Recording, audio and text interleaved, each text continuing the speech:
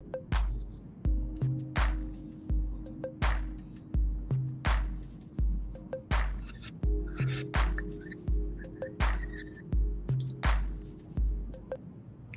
hi everyone. Quick video for you. I'm getting ready to go into a positive energy workplace information session for our community.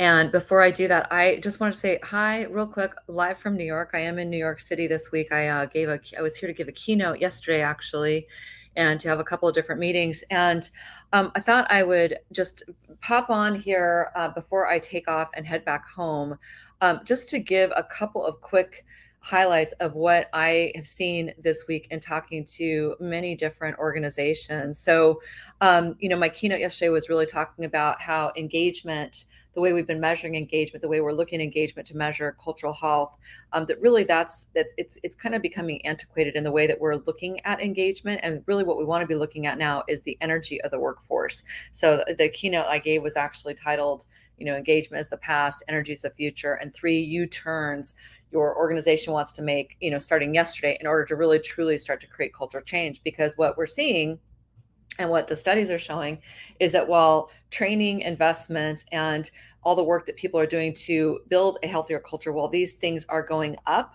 over the last couple of years, engagement continues to go down.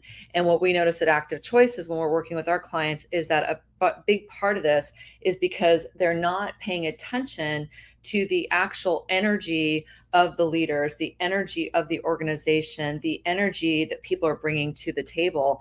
And what's even bigger that I am seeing more and more and more is that people aren't actually creating the space to have the conversations to talk about what's real. So if you're saying that you want to really build a healthy, positively contagious culture, and you want people to perform at their best, and you want them to feel safe, and you want them to not burn out, and you want to create psychological safety and whatnot, if you're saying you want to do that, but you're not actually creating the space to talk about what's really happening in the organization, how are people doing, how are people feeling, how are your leaders doing, if you're not creating safe spaces to have those conversations, then what you're actually doing is you're creating more toxic positivity, because you're saying that it matters, but you're not actually getting in there and addressing the things that are the most important. So we had a really interesting discussion yesterday. I was with about 100 business leaders, different organizations.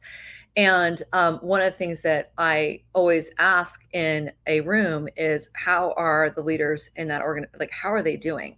They're responsible for creating culture. They're responsible for training and development. They're responsible for performance. They're responsible for sales. It's a heavy lift, especially right now with all the things we're dealing with. So I always ask, how are they doing? And the room was really quiet. And when I asked, how is your culture doing? The room was really careful.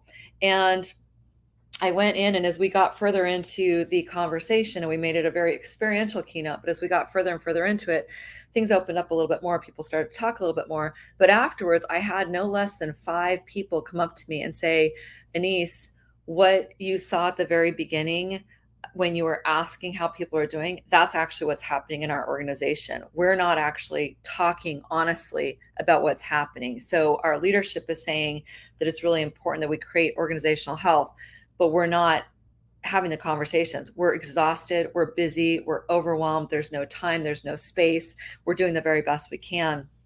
So I just want to presence that if that is something that you're experiencing right now, if you're feeling too tired, too overwhelmed, too busy to even take a step back and look at how are you actually doing, and what do you actually need as a leader, and then what does your leadership team need, and then what does your organization need, you're in really, really good company.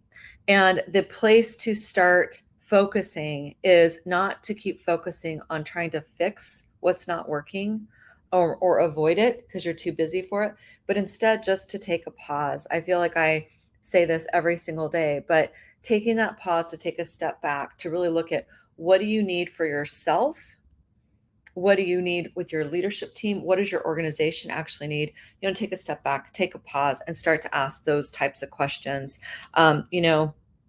Cultural change, behavior change, leadership development, true sustainable change, especially when we're talking about human beings and the relationships that we have. This doesn't get created in 3 bullet points and 5 minutes in a quick paragraph or a quick video. It doesn't happen that quickly. The decision to start to address it differently can happen that quickly, but really this does take a little bit more space and a little bit more time.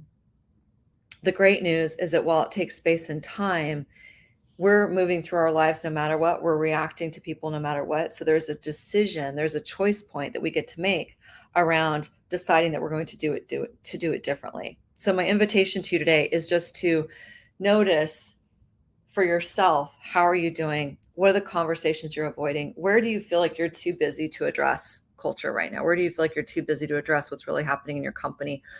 I promise you, if you turn and start to address it head on, not only will it not take you more time and energy, it will actually start to save time and energy because you'll start to have more honest conversations. Once you're having an honest conversation, the energy frees up.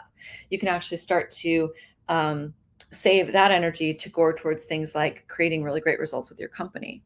And that's when you start to have really authentic, positive energy. So just a couple thoughts before I jump off here and head into this other session.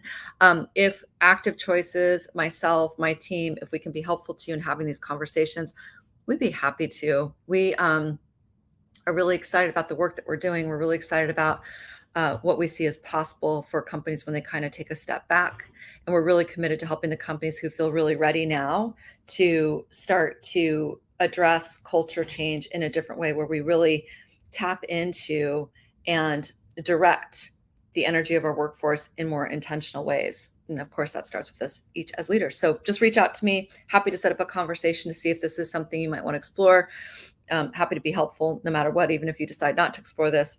But let's keep the conversation going. Take care of yourself. Have a beautiful day, and we'll see you soon. Bye-bye.